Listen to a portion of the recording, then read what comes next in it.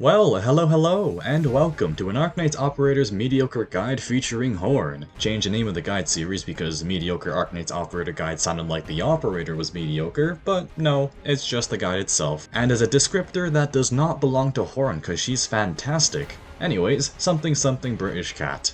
You wanna topple me? By what?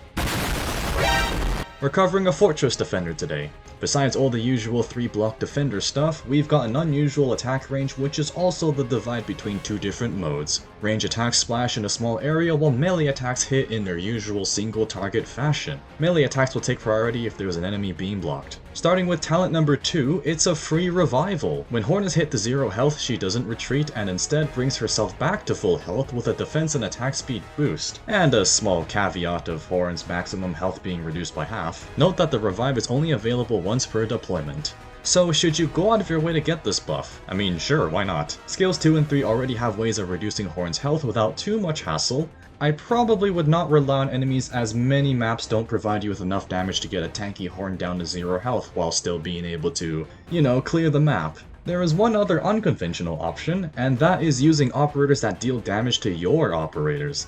But do you really want to be known as the doctor that purposely abuses Horn? You absolute wanker.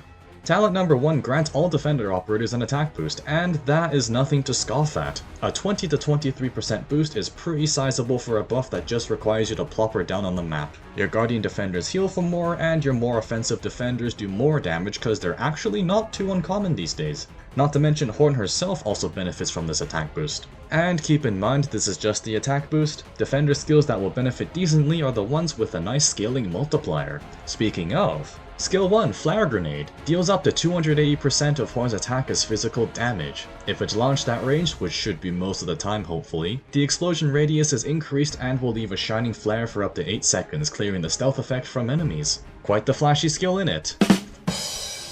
Oddly enough, this is personally my most used skill cause it's automatic and apparently I will do anything to interact with the game as little as possible. Kidding of course, but if you're looking for bigger booms, here you are. The illumination lasts for long enough that another one can be applied before the stealth revealing runs out, given it's all happening in the same rough area. 5 SP, that's short enough for all this to happen, and you can hold on to 2 charges for a tiny bit of bursting out damage. If you need to get that initial flare off on a stealth enemy, drop an operator for blocking, preferably a faster deploy to get the whole chain running. One quick thing to note is that getting that revival talent off is harder on this skill than the other skills, so you'll have to rely on outside sources for that. One of those skills is Skill 2, Tempest Command. Each strike combusts in the usual area of effects splashing shenanigans at up to a 240% damage multiplier. The skill is 10 ammunition and after 5 shots goes into an overdrive state, which adds an additional bit of area of effect arts damage on top. If the skill is deactivated while in this overdrive state, Horn fires off the rest of the ammunition at once and will be damaged for 60% of her maximum health. To be clear, Horn loses 60% of her maximum health. That means without accidentally healing her, 2 skill cancellations will enable the second talent to revive. There doesn't even need to be a valid target to unload the rest of the ammo on, the health will still decrease. You might have noticed that I didn't mention anything about firing at range or smashing up close. And that is because the splash damage works no matter how the attacks come out. If your Horn is positioned in a way where she will engage in some blocking, this may be the skill for you. This skill is also your fastest way of getting to that 0 health threshold, given Thorn can get rid of the first 5 shots and enter that overdrive state in a timely manner. In isolation at least, with the lowest 25 SP cost and not really having to wait for half the skill to fire off. One more thing to point out is that the self-damage is optional, meaning that you can technically leave Horn without healing and still get that talent activation, at least if you're fine with not blowing your load on the deactivation burst damage. You can also do a cool animation cancel thing right after you fired off a shot for extra quick stacking damage. Our third skill for today is Ultimate Line of Defense, and it buffs up attack and decreases the time between shots by a very noticeable amount for 24 seconds.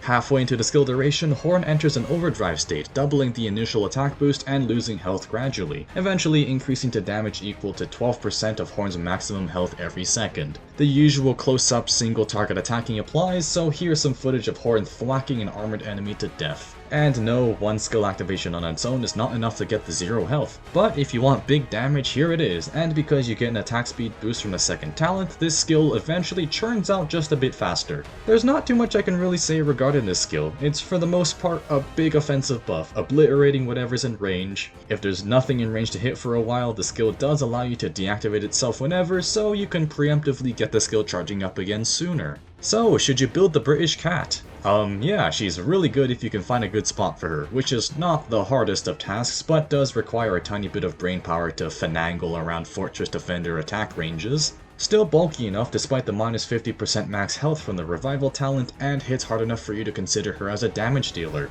Though the half health cut does kind of suck, at that point you're likely trying to keep Horn at the back anyways. Definitely don't let arts damage turn her into a pile of rubbish. There's just one thing to sorta get used to, and that is how you want to trigger the 0 health revival talent. I don't know about you guys, but I have an immediate impulse to place all my frontline operators within some sort of healing range, which last time I checked is a bit far from 0 health. So place your healing for Horn after the talent is triggered and everyone is happy, especially if you want to keep Horn alive after the fact. But if you're not up for it, you aren't hard pressed to go out of your way to activate the revival talent. You can still send your enemies to Kingdom Come without it. In that case, just think of it as a safety net for if Horn takes too much damage. Finally, here are Horn stats, potentials, trust bonuses, base skills, and my E270M9 Horn looking pretty improper. Ready for deployment on the front lines, well, maybe not in that skin, but her default skin, yeah.